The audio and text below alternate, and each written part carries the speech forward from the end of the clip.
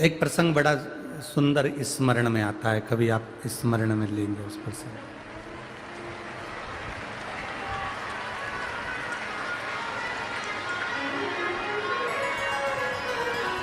शंभो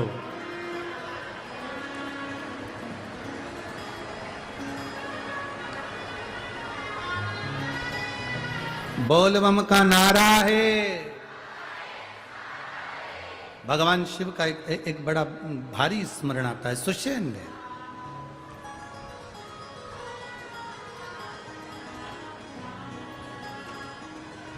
आज कोई कर था, और इससे पहले भी एक कमेंट्स में हमने देखा था कि वो मोदी जी ने थाली बजवा दी, मोदी जी ने वो ताली बजवा दी, मोदी जी ने ये बजवा दिया, मोदी जी ने वो बजवा दिया। अब आप लोग अगर विद्वान होंगे तो आप लोगों को समझ में आएगा, आप लोगों ने अगर पढ़ा होगा, स्मरण करा होगा। 2019 में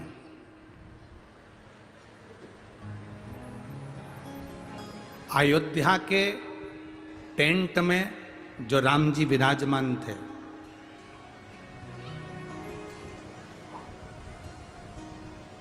उनको हटाने का, उस मूर्ति को दूसरे मंदिर में ले जाकर रखना, क्योंकि वहां पर राम मंदिर का निर्माण होना। उस मूर्ति को ले जाने का तारीख आ गई और वो तारीख निकली 2020 में, गुड़ी पड़वा का दिन, चैत्र का महीना, 25 तारीख 2020। अब किसी ने कहा गुरुजी व मोदी जी ताली बजवा दी है, थाली बजवा दी है, घंटी बजवा दी है, हारन बजवा दी है। क्यों बजवाए? कभी आप अंदाजा लगाएंगे? तारीख आ गई नजदीक में, 25 तारीख को टेंट में से राम जी की मूर्ति को ले जाकर मंदिर में रखना है। अब ये विचार करा गया कि भगवान राम की मूर्ति इतने सालों के बाद वहां से हटेगी। लोग बाग जरा सा 4 कदम चलते हैं तो तोप बजती है, दूल्हा चलता है तो नगाड़े बजते हैं, और भगवान ऐसे ही चले जाएंगे, ऐसे ही। अब कोरोना काल चल रहा था 2020 में, कोरोना भी बहुत तीव्र। योगी जी मोदी जी से कहे कि मन नहीं कर रहा कि राम जी को कैसे ले जाएं, कोई जुलूस नहीं, कोई आतिशबाजी नहीं, कोई बैंड बाजा नहीं, और कोरोना अलग चल रहा है। तो मोदी जी बोले तुम चिंता मत करो, तुम 25 तारीख के पहले नी ताली और नगाड़े बजवा दिए तो हमारा नाम भी ना। 25 तारीख 2020 में राम जी टेंट में से निकलकर मंदिर में जा रहे थे और 22 तारीख को नगाड़े पूरे भारत में बज रहे थे। जो धर्मी थे वो भी और जो धर्मी थे वो भी बजा रहे थे कि भगवान अब ऐसे बैंड नहीं बजा सकते क्योंकि कोरोना था, ऐसे जुलूस नहीं निकाल सकते क्योंकि कोरोना था, तो कम से कम ऐसे लोगों से दीप जलवा दिए, ताली बजवा दी, नगाड़े बजवा दिए, ताली बजवा दी। पूरा नगर, पूरा भारत उत्सव मना रहा था और मेरे राम टेंट में से निकल कर जा रहे।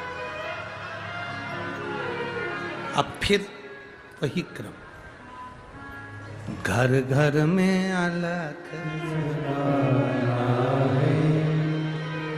मेरे राम को। भीतर एक उज्जवल भाव प्रकट करिए अपने भीतर। हम ये नहीं कहते कि तुम अवध जाओ, हम तुमसे ये कहते हैं तुम इतना राम का भजन कर लो कि राम को तुम्हारे पास में आना पड़ जाए।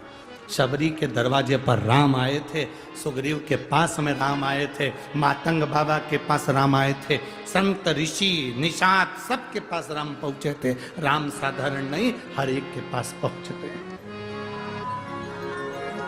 भजन का बल बढ़ाइए, भक्ति का बल बढ़ाओ, भजन का बल बढ़ाओ, कीर्तन का बल बढ़ाओ। कथा तक पहुंचे हो तो शंकर आपके दरवाजे तक जरूर पहुंचेगा। सुषेण वेद की कथा कहती है, सुषेण वेद सुग्रीव के ससुर हैं। सुग्रीव जी के ससुर सुषेण वेद शंकर के इतने बड़े उपासक हैं कि शिव के बिना 1 मिनट नहीं रहते। औषधि बना रहे हैं तो शंकर का नाम ले रहे हैं, भजन कर रहे हैं शंकर का, दवाई सुखा रहे हैं तो शिव का नाम ले रहे हैं। शिव की भक्ति में डूबो।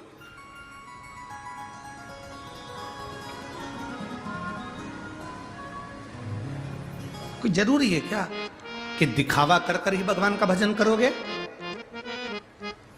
कोई जरूरी नहीं कि दिखावा कर कर भगवान का भजन करा जाए। भगवान का भजन हम पहले भी कहे, ये तुम ये कपड़ा मपड़ा चेंज करके कि हम तो ये सब चोला पहन लेंगे तो भगवान का कपड़ा, तो हम संत दिखेंगे, साधु दिखेंगे, गुरुजन दिखेंगे। ना ना ना,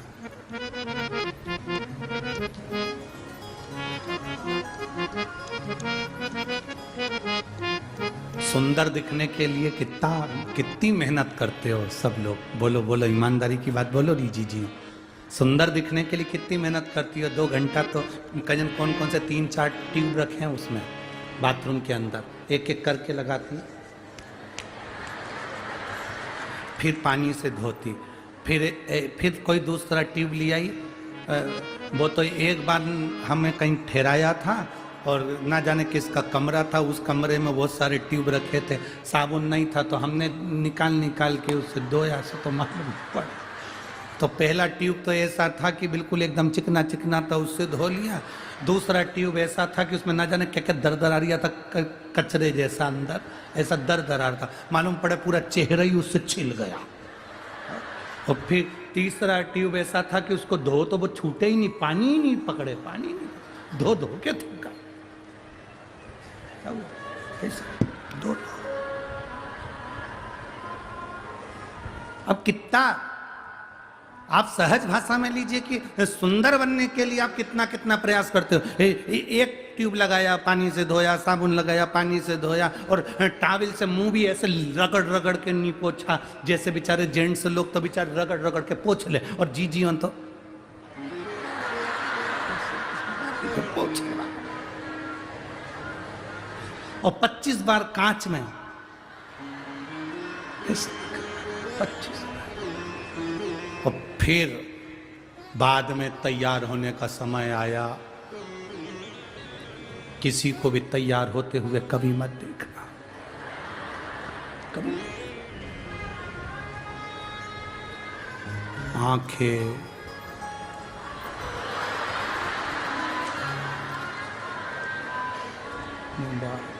पेंसिल, फिर उससे लाइन, फिर डब्बा, फिर इधर से नीली, फिर मालूम पड़े ज्यादा लग गई तो झूठा मूठा सब कर कुरा के तैयार हो के। अब कितनी मेहनत, जरा विचार करो। सुंदर बनने के लिए इतनी मेहनत कर रहे हो तो निवेदन है उस सुंदर परमात्मा को पाने के लिए वे थोड़ी सी मेहनत करो, जिससे परमात्मा तुम्हें थोड़ी सी